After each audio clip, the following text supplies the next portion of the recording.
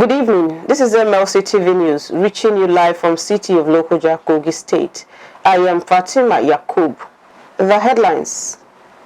President Muhammadu Buhari will present the 2022 budget to the National Assembly on Thursday. National Assembly to strengthen maritime law.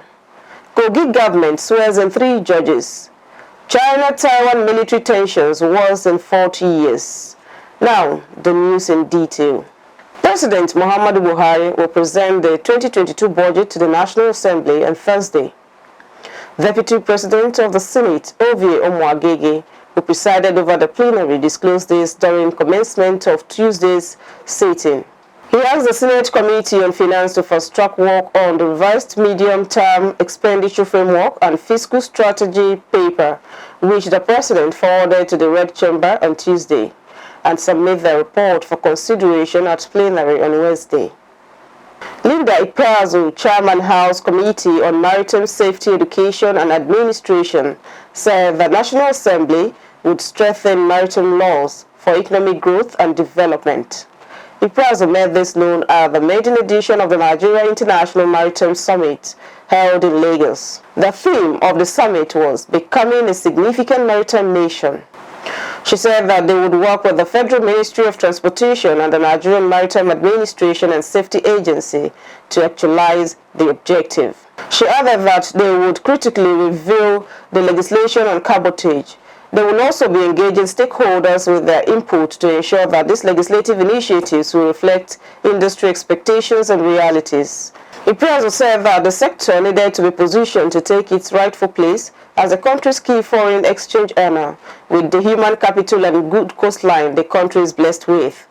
Also, the Executive Secretary, Nigerian Shippers Council, Emmanuel Jime, encouraged participants at the conference to deliberate on how Nigeria could boost its economy and create massive opportunities for employment within the maritime sector.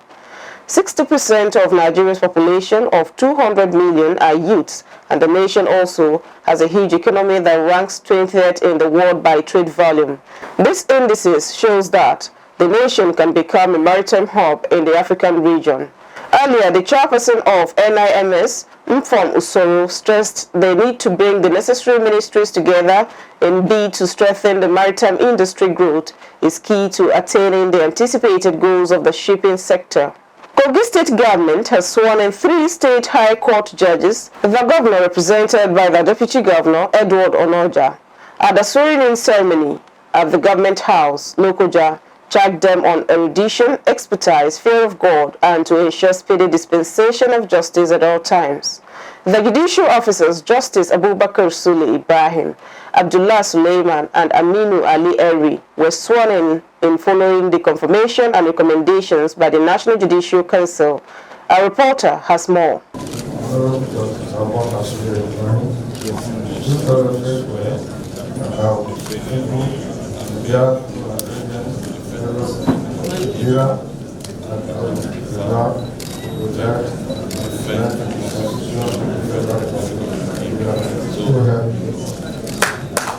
Justices Abubakar Sule Ibrahim, Abdullahi Suleiman, and Aminu Ali Eri were sworn in at the State Government House, Lokoja. The State Commissioner for Justice and Attorney General, Muhammad Ibrahim Sani, commended the administration of Yahya Bello for ensuring smooth transition in the judiciary. We appreciate greatly His Excellency for respecting due process and constitutionalism that has given birth to why we're here today. He has done so much for the judiciary, and he will continue to do more. Deputy Governor charged them to discharge their duties without fear or favor. I, for one, have high hopes that the trio of jurists we have just put on our bench will commit themselves to defense of the rights and liberties of our people and fully fulfill their roles in sustaining the rule of law in Kogi State and Nigeria at large. I therefore wish their lordships many years of excellent service to our people. May I urge your lordship to execute your high offices with the fear of Almighty God, and to set yourselves the goal of enriching our judiciary with every decision. It is the only way you can help improve the pace of our march towards accelerated development as a state. The new judges commended Governor Bello for its administration's commitment in the provision of critical infrastructure for the state judiciary to efficiently discharge its responsibilities with an assurance of not betraying the confidence reposed in them. I want to thank the governor of Kogi State. He has been doing what we expect. We pray that God will continue to give him the wisdom, the knowledge, to advance the Kogi State to better heights. Top government functionaries. The State Chief Judge, Justice Richard Olorufemi, Pioneer Chief Judge of Kogi State, Justice Umar Eri, President, State Customary Court of Appeal, Grand Qadis, Sharia Court of Appeal, religious leaders, traditional rulers, families and well-wishers were all present at the ceremony. As part of efforts to stem the tides of indiscriminate waste disposal in rural communities in Kogi State, the Nigerian Erosion and Watershed Management Project, NEWMAP, has charged the people to imbibe the culture of protecting their environment to mitigate the negative impacts of environmental degradation. The Kogi State Project Coordinator, Barrister Ladi Ahmed Jatto, made the plea while fielding questions from newsmen at the project's headquarters in Lokoja, Kogi State. Barrister Jatto stressed the need for the communities to make concerted effort to plant trees because of its pivotal impact to halt and reverse land degradation. She enjoined the people to desist from dumping their waste in the drainage to prevent the degradation of the terrestrial ecosystem, which she explained could result into pollution and flooding. The PC disclosed that NEWMAP's intervention at the Kogi State University, Ayimba, and some other communities in the state was informed by the excessive soil and land degradation caused by annual flooding affecting the university and other communities. This, she explained, prompted the call for the present administration of Yahya Bello to institute the telemetry weather station and its early warning signals to reduce the impact of flooding, mitigate disaster, and avoid loss of lives and properties in the most vulnerable local government areas. On the impact of the interventions by the project on the communities, Barrister Jatto expressed satisfaction, arguing that the actions of NEWMAP are significantly evident across the state. She cited Bagana in Umala local government area, where the river Niger flows through en route the Atlantic Ocean and its attendant challenges in the area of flooding. She explained that through gully rehabilitation and road construction, there has been tremendous improvement in access to markets, farmlands, schools, and healthcare centers. Barrister Jatto, who further spoke on the impact of NEWMAP activities on rural communities in the state outside erosion control, reiterated that the PDO of the project is to reduce vulnerability to soil erosion targeting the rural communities, while maintaining that NEWMAP is a success story to Kogi State. Barrister Jatto urged communities that are prone to flooding to move to higher grounds to avoid the devastating effect of the menace. She thanked Governor Bello for his immense leadership support and encouragement, which have made the effectiveness of the project in the state significantly evident and successful, as attested to by the communities that have benefited from the scheme.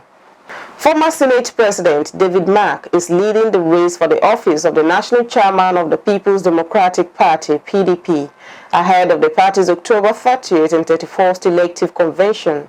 This comes as immediate past Senate President Bukola Saraki has elected to seek the party's presidential ticket in 2023 election, instead of the national chairmanship, which the leadership of the party zoned to the North Central last week. The two ex-heads of the Nigerian Senate had been treated with interest in the chairmanship race. Journalists gather that Saraki has his eyes fixed on the presidential convention bill to hold in the last quarter of 2022. It will be recalled that Saraki came third and along with 317 votes at the Port Harcourt Convention of the PDP in 2018 behind Atiku Abubakar and Aminu Tambuwal, who gained a total of 1,532 and 693 votes respectively. Traders in cow markets Kaduna State have defied the state government's order by returning 3 weeks after the state suspended weekly markets in selected local government areas, including Kao in Kaduna North local government area. The weekly market in Kao was active as traders said they had no choice but to defy the government since no alternative was provided for them. They said it's the only weekly market around the metropolis where they can sell their goods in large quantity because not much profit is raised during the rest of the week. Traders said if they don't come out to sell, what will they feed their family with? The Nigerian Communications Commission has disqualified anyone below the age of 18 from registering and owning a subscriber identity model in Nigeria. This is according to the draft copy of the Modified Registration of Telephone Subscribers Regulation published on the Commission's website. In the modified regulations, NCC limited telecom subscribers to only include anyone above the age of 18. Subscriber means a person not below the age of 18 years who subscribes to communication services by purchasing a subscription medium or entering into subscription contract with a licensee. The licensee refers to a provider of communication services that utilizes a subscription medium in the Federal Republic of Nigeria. The regulations were made in line with the powers conferred upon Commission by Section 70 of Nigerian Communications Act 2003. In accordance with Section 57 of Act, the NCC conducted a public inquiry on the registration of telephone subscribers regulations, alongside the draft SIM replacement guidelines and the draft spectrum trading guidelines at its head office in Abuja on Tuesday. NCC's Executive Commissioner, Stakeholders Management, Adeleke Adewolu, gave the opening remark at the event. He said the public inquiry is an avenue that enables the Commission develop and review its regulatory instruments by incorporating the comments and suggestions of industry stakeholders. During the public inquiry, which was held physically and virtually, key stakeholders, including MTN, urged the Commission to revise the age limit. MTN asked the Commission to make the age limit 14 years and above. The NCC, however, insisted on 18 years and above for anyone who wants to own and register a SIM card in Nigeria. You're still watching Mlc TV News. We'll be right back.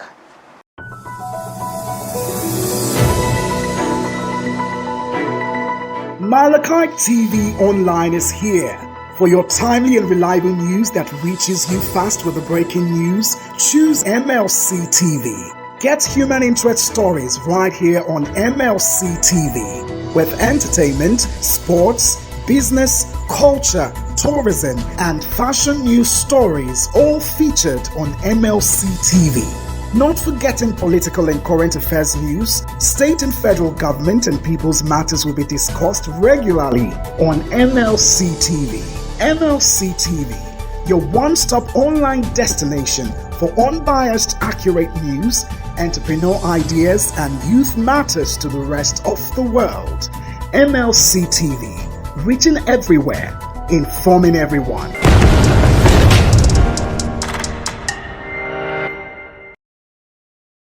Welcome back. Facebook company said an error during routine maintenance on Facebook's network of data centers caused Monday's collapse of its global system for more than 6 hours, leading to a torrent of problems that delayed the repairs. The outage was the largest that Down Detector, a web monitoring firm, said it had ever seen. It blocked access to apps for billions of users of Facebook, Instagram, and WhatsApp, further intensifying weeks of scrutiny for the nearly $1 trillion company at a U.S. Senate hearing on Tuesday. A former employee turned whistleblower accused Facebook of putting profits before people's safety, which the company denies in a blog post. Facebook Vice President of Engineering, Santosh Janavan, explained the company's engineers issued a command that unintentionally disconnected Facebook data centers from the rest of the world.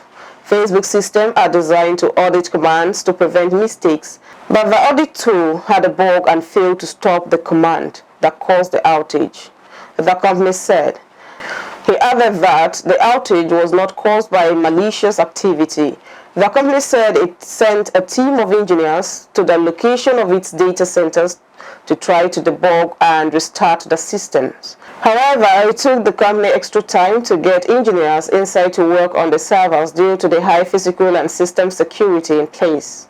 Even after network connectivity was restored to the data centers, Facebook said it worried a surge in traffic would cause its website and apps to crash. But because the company had run drills to prepare for such situations, access to its services returned relatively quickly. Every failure like this is an opportunity to learn and get better, Jonathan said. He further said from here on out, their job is to make sure events like this happen as rarely as possible. Tensions with China are their worst in 40 years, Taiwan's defense minister has said, warning of the risk of an accidental strike between the two.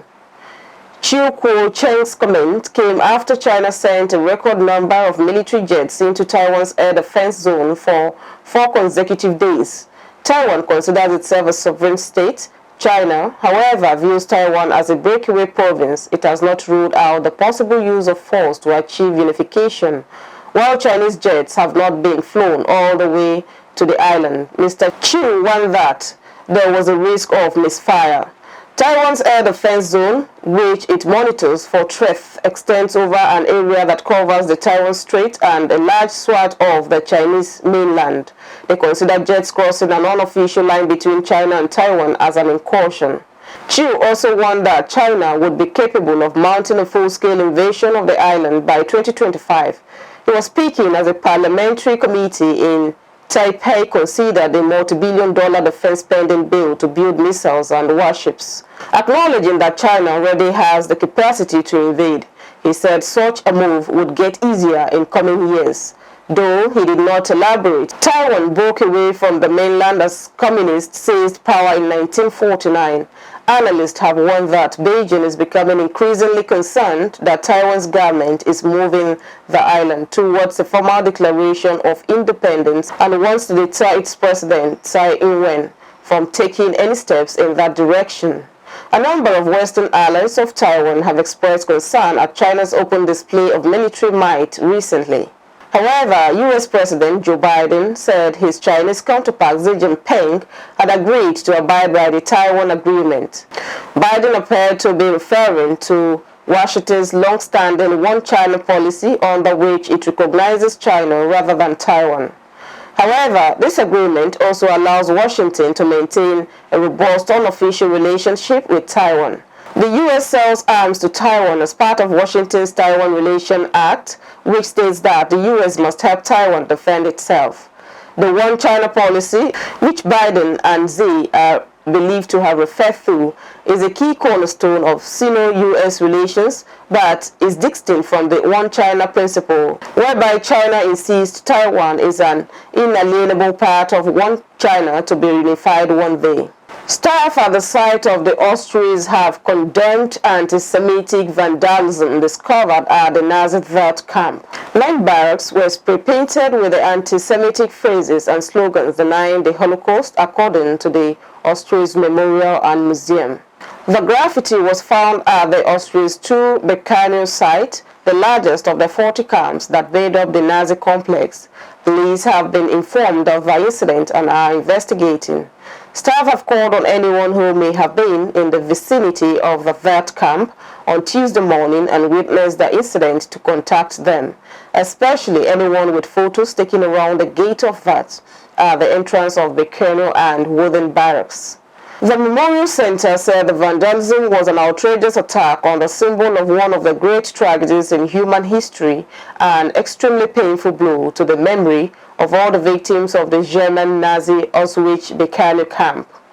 The statement noted that while the security system at the 117-hectare site was constantly being expanded from the museum's budget, which had been hit during the coronavirus pandemic, fully enclosing the site would not be possible for some time.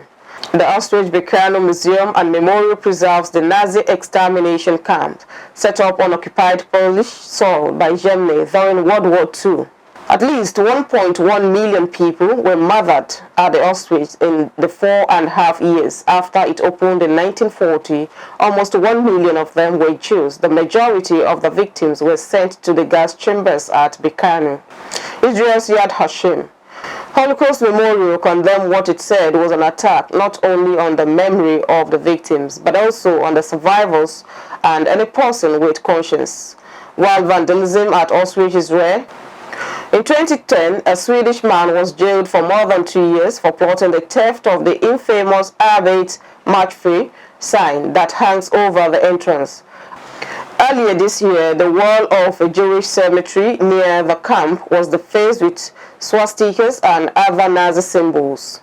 Oil hit a multi-year high on Wednesday above $83 per barrel, supported by OPEC Plus' refusal to ramp up production more rapidly against backdrop of concern about a tight energy supply globally. The market later unwound those gains due to an American Petroleum Institute report showing rising crude inventories in the United States, an analyst said. Technical indicators suggesting oil has rallied too fast. On Monday, the Organization of the Petroleum Exporting Countries and Allies, known as OPEC Plus, chose to stay with the plan to increase output gradually and not to boost it further, as the US and other consumer nations have been urging. Brent crude rose as high as $83.47, the highest since October 2018, and 1,115 GMT was down 40 cents or 0.5% at $82.16. US crude climbed to $79.78, the highest since November 2014, and was later down 35 cents. An energy crisis is unfolding, with winter in the northern hemisphere still to begin, and sets the stage for even higher oil prices, said Stephen Brennock of the oil broker PVM. The price of Brent has surged more than 50% this year, adding to inflationary pressure that could slow recovery from the COVID-19 pandemic. Natural gas has surged to a record peak in Europe, and coal prices from the major exporters have also hit all-time high. Jeffrey Halley, analyst at Brokerage Oranda, said both crude contracts looked overbought based on a widely followed technical indicator, the Relative Strength Index. He said that may signal some daily pullbacks this week, but does not change the underlying bullish case for oil. Some downward pressure came from the API's figure showing sign of slowing fuel demand. The industry group said U.S. crude inventories rose by 951,000 barrels in the week to October 1st, as reported, and gasoline and distillate fuel inventories also climbed. Attention will focus later on official inventory numbers due at 1430 GMT from the Energy Information Administration. Now to Ali Nasser on sports today, and to Matthias Ayodeji Peters on entertainment.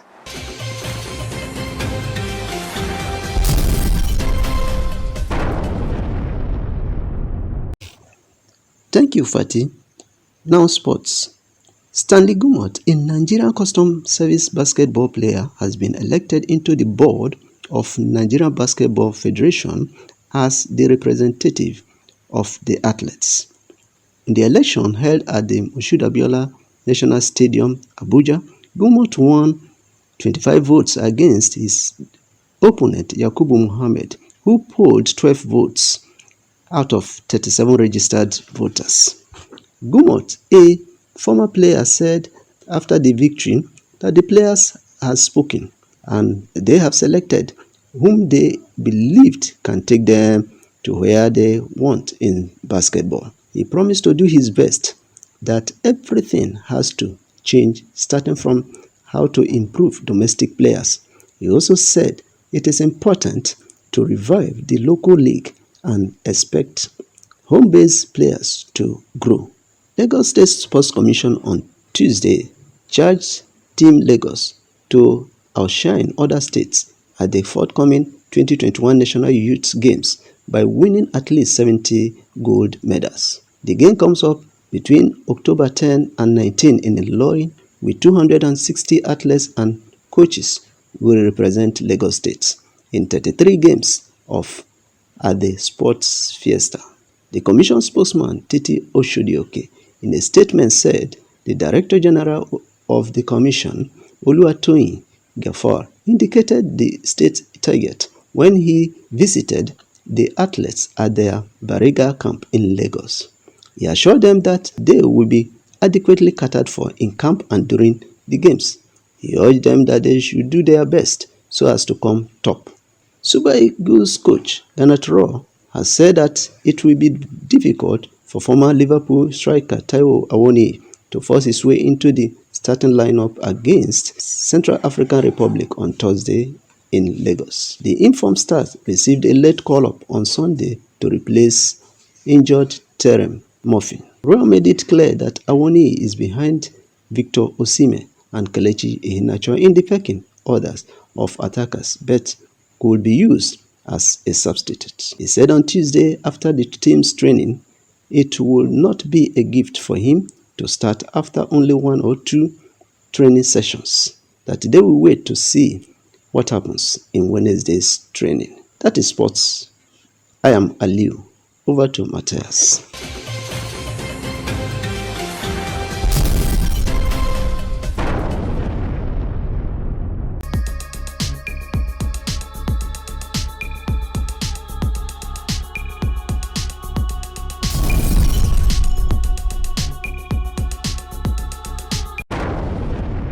On entertainment news, Joke Silva debunks Olu Jacobs' death rumors, says actor is hale and hearty.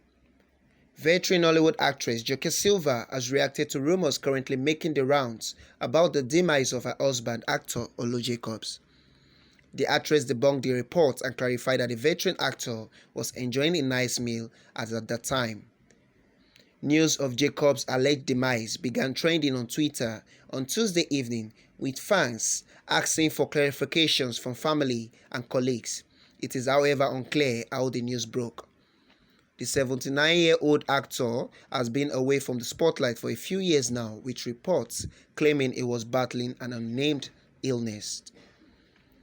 Banky W reveals he has finished recording his forthcoming album. Nigeria R&B legend Banky W has revealed that he has finished recording his forthcoming album titled Bank Statement. Banky W has not released the studio album since his 2013 cult classic R&B W. Speaking on his next project, the singer reveals that the title of his next album will be The Bank Statement. He explained the concept behind the album, which he said has a song for every month of the year. Banky is currently married to Adesua Etomi, and they both welcome a son in early 2021. Matthias Ayodeji Peter reporting for Mlc TV. Back to our caster for more stories.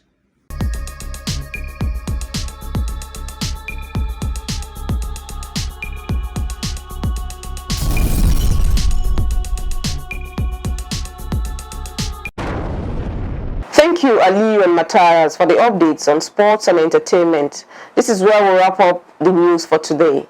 For sponsorship and advert placement, call the numbers displayed on your screen. Please do like and subscribe to our social media handles. Our Facebook page is Mlc TV, Instagram Mlc TV 2021, and YouTube Mlc Tv. I am Fatima Yakub. Thanks for staying with us.